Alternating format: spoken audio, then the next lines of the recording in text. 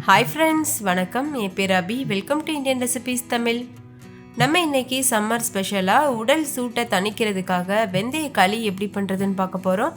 பொதுவாக சம்மரில் உடல் சூடும் அதிகமாக இருக்கும். அதை தணிக்கிறதுக்கு நம்ம இயற்கையாக இது போல் உணவு மூலமாகவே தணிக்கலாம். வெந்தயம் நல்ல ஒரு குளிர்ச்சி தரக்கூடிய ஒரு பொருள். அதனால் இதை 2 வாரத்துக்கு ஒரு தடவை கூட நம்ம வீட்டில் செஞ்சு சாப்பிடலாம். உடல் உஷ்ணம் ஏற்படாமல் ரொம்பவே ஹெல்த்தியாக இருக்கும். டேஸ்ட்டும் ரொம்ப அற்புதமாக இருக்கும். இந்த வெந்தய களி செய்கிறதும் ரொம்ப ஈஸி. பிகினர்ஸ் கூட ரொம்ப சுலபமாக பண்ணிடலாம். நான் அந்தளவுக்கு ஈஸியாக தான் உங்களுக்கு சொல்லி தந்திருக்கேன். இப்போ வாங்க ஃப்ரெண்ட்ஸ், வீடியோக்குள்ளே போகலாம். வீடியோக்குள்ளே போகிறதுக்கு முன்னாடி நம்ம சேனல் இந்தியன் ரெசிபீஸ் தமிழை சப்ஸ்கிரைப் பண்ணிக்கோங்க. கூடவே இருக்க பெல் சிம்பலையும் கிளிக் பண்ணிக்கோங்க. ஃபஸ்ட்டு இந்த ரெசிபி பண்ணுறதுக்கு ஒரு பவுல் எடுத்துக்கோங்க. அதில் அரிசியும் வெந்தயமும் நம்ம ஊற வைக்க போகிறோம். அதுக்கு ஃபஸ்ட்டு ஒரு கிளாஸ் எடுத்துக்கோங்க. அதில் இட்லி அரிசி சேர்த்துக்கோங்க. நீங்கள் இட்லி அரிசிக்கு பதிலாக நார்மலான புழுங்கல் அரிசி கூட எடுத்துக்கிறலாம். ஒரு கிளாஸ் அளவு நான் எடுத்திருக்கேன். நான் இன்றைக்கி மெஷரிங் கப் எதுவும் யூஸ் பண்ணல. வீட்டில் இருக்க சாதாரண டம்ளர் எடுத்திருக்கேன். எந்த டம்ளரில் அரிசி எடுக்கிறீங்களோ அதே டம்ளரில் தான் வெந்தயமும் எடுத்துக்கணும். பாருங்கள், இட்லி அரிசி இது போல் நல்லா குண்டு குண்டாக இருக்கும். இந்த அரிசியில் பண்ணோன்னா டேஸ்ட் ரொம்ப சூப்பராக இருக்கும். இல்லாத பட்சத்துக்கு நீங்கள் புழுங்கல் அரிசி எடுத்துக்கிறலாம். இப்போ இந்த அரிசியை ஒரு 2-3 டைம் நல்லா வாஷ் பண்ணிடுங்க. வாஷ் பண்ணதுக்கு அப்புறமா ஓவர் நைட் இதை அப்படியே ஊற வச்சிடணும். இப்போ பாருங்கள், இதை நான் ஒரு 2-3 டைம் வாஷ் பண்ணிவிட்டு தண்ணியை வடிச்சிட்டு எடுத்துகிட்டு வந்திருக்கேன். இதில் தண்ணி சேர்த்துட்டு இதை நல்லா நம்ம ஊற வச்சிடலாம். ஒரு நைட் ஃபுல்லும் ஊறணும். அப்படி இல்லைன்னா நீங்கள் ஒரு 8 மணி நேரம் ஊற வச்சுக்கிறலாம். அடுத்து வேறு ஒரு பாத்திரம் எடுத்துக்கோங்க. அதில் அதே டம்ளர் வச்சுக்கோங்க. அதில் இப்போ வெந்தயம் சேர்த்துக்கோங்க. 1/4 டம்ளர் அளவு வெந்தயம் சேர்க்கணும். நம்ம 1 டம்ளர் அளவுக்கு அரிசி எடுத்தோம்ல, அப்போ 1/4 டம்ளர் அளவு வெந்தயம் கரெக்டான ரேஷியோவாக இருக்கும். அதுக்கு மேலே எடுக்கக்கூடாது, ரொம்ப கசப்பாக இருக்க மாதிரி இருக்கும். அதனால் 1/4 டம்ளர் மட்டும் எடுத்துக்கோங்க. இதையும் நல்லா வாஷ் பண்ணிவிட்டு இதை தண்ணியில் ஓவர் நைட் அப்படியே நம்ம ஊற வச்சிடலாம். காலையில் இது 2த்தையும் நம்ம அரைச்சிக்கலாம். வெந்தயத்துலேயும் மண் தூசிலாம் இருக்கும். அதனால் 2-3 டைம் நல்லா வாஷ் பண்ணிடுங்க. வாஷ் பண்ணதுக்கு அப்புறமா அந்த தண்ணியை வடிச்சிடுங்க. அதுக்கப்புறம் புது தண்ணி ஊற்றிட்டு நம்ம இதை ஊற வச்சிடலாம். இப்போ இது 2த்தையுமே நம்ம ஊற வச்சாச்சு. இது ஒரு ஓரமாக இருக்கட்டும், மறுநாள் காலையில் பார்க்கலாம். இப்போ காலையிலே ஆயிடுச்சு. 2மே நல்லா ஊறியிருக்கு. அரிசியும் சரி வெந்தயமும் சரி 2மே நல்லா ஊறியிருக்கு. 2யும் தனித்தனியாக நம்ம அரைச்சி எடுத்துக்கணும். நீங்கள் கிரைண்டர் வச்சுருந்தீங்கன்னா கிரைண்டரில் போட்டு அரைச்சி எடுத்துக்கலாம். அப்படி இல்லைன்னா மிக்ஸி வச்சுருந்தீங்கன்னா மிக்சியில் கூட போட்டு நல்லா நைஸாக அரைச்சி எடுத்துக்கலாம். ஃபஸ்ட்டு வெந்தயத்தை சேர்த்தாச்சு. வெந்தயத்தை நல்லா நைஸாக அரைச்சிடலாம்.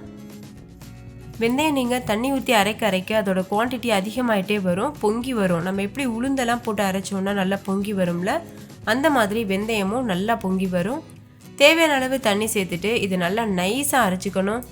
வெந்தயத்தை ஊற வச்ச தண்ணி இருக்குல்ல, அதை வேஸ்ட் பண்ணிடாதீங்க. அதை ஊற்றியே அரைங்க.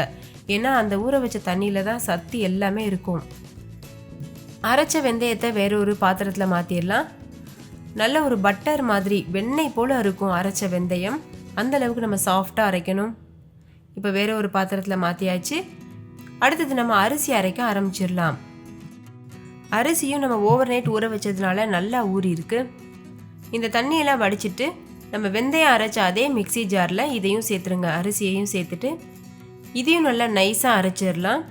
தேவையான அளவு தண்ணி சேர்த்து நல்லா நைஸாக அரைச்சிருங்க. எந்த அளவுக்கு நைஸாக அரைக்க முடியுமோ அந்த அளவுக்கு நல்லா நைஸாக அரைச்சிக்கோங்க.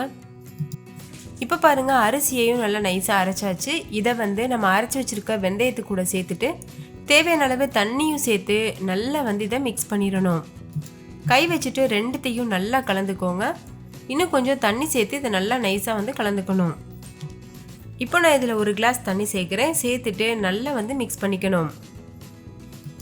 நம்ம தண்ணி சேர்த்து கரைச்சதுக்கப்புறமா மாவோட கன்சிஸ்டன்சி இந்த மாதிரி தான் இருக்கணும்.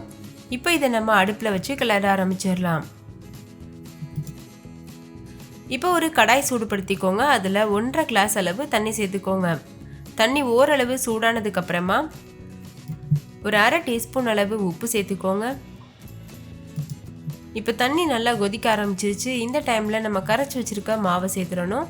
சேர்த்துட்டு இது நல்லா கலந்துகிட்டே இருக்கணும். மீடியம் ஃப்ளேம்லேயே வச்சுட்டு இதை கலந்துகிட்டே இருங்க. இதோட கன்சிஸ்டன்சி நல்லா களி பதத்துக்கு கட்டியாக வர ஆரம்பிக்கும். அது வரைக்கும் நம்ம இதை நல்லா கலந்துகிட்டே இருக்கணும். இப்போ தண்ணியாக இருக்குல்ல, நம்ம இதில் அரிசி மாவெல்லாம் சேர்த்து அரைச்சிருக்கிறதுனால இது சீக்கிரமாகவே கெட்டியாக ஆரம்பிக்கும். அதனால் லோ டு மீடியம் ஃப்ளேம்லேயே வச்சுட்டு இது போல் கலந்துகிட்டே இருங்க. வெந்தயத்தோட பச்சை வாசனையெல்லாம் கொஞ்ச நேரத்துலேயே போயிடும். போனதுக்கப்புறமா இதோடைய கன்சிஸ்டன்சியும் நல்லா திக்காக ஆரம்பிக்கும். இப்போ பார்த்தீங்கன்னா தெரியும், ஓரளவு கெட்டியாக ஆரம்பிச்சிருச்சு. இன்னும் கொஞ்சம் கெட்டியாகணும். இப்போ பாருங்கள், கலந்துகிட்டே இருக்கும்போது இந்த அளவுக்கு நல்லா கெட்டியாகிரும். நீங்கள் பார்த்தீங்கனாலே தெரியும், இதுதான் களியோட பெர்ஃபெக்டான கன்சிஸ்டன்சி. இந்த டைமில் நம்ம ஸ்டவ் ஆஃப் பண்ணிவிட்டு இதை நம்ம சர்வ் பண்ணிடலாம். களி கிண்டும்போது கொஞ்சம் கஷ்டமாக தான் இருக்கும். ஆனால் இது ஆரோக்கியமான சாப்பாடுன்றதுனால கண்டிப்பாக நம்ம வீட்டில் இருக்க எல்லாருக்கும் செஞ்சு கொடுக்கணும். அதே போல் இது ரொம்ப டேஸ்ட்டாகவும் இருக்கும். இப்போ அவ்வளோதான், ரெடி ஆயிடுச்சு. நம்ம ஸ்டவ் ஆஃப் பண்ணிடலாம். அவ்வளோதான், நம்மளோட டேஸ்டியான உடலுக்கு ஆரோக்கியம் தரக்கூடிய வெந்தய களி சூப்பராக தயாராகிருச்சு. களி சர்வ் பண்ணதுக்கப்புறமா பாத்திரத்தில் கொஞ்சம் போல் தண்ணி வச்சுட்டு கையில் கொஞ்சம் போல் தண்ணி நனைச்சிக்கோங்க. அதுக்கப்புறமா இதை நீங்கள் லெவல் பண்ணிக்கோங்க. அதுக்கப்புறம் நம்ம இதில் வெல்லம் வைக்க போகிறோம்ல, அதுக்காக ஒரு சின்ன குழி மாதிரி தயார் பண்ணிக்கோங்க. இப்போ நான் வெல்லத்தை இது போல் கட் பண்ணி வச்சுருக்கேன்.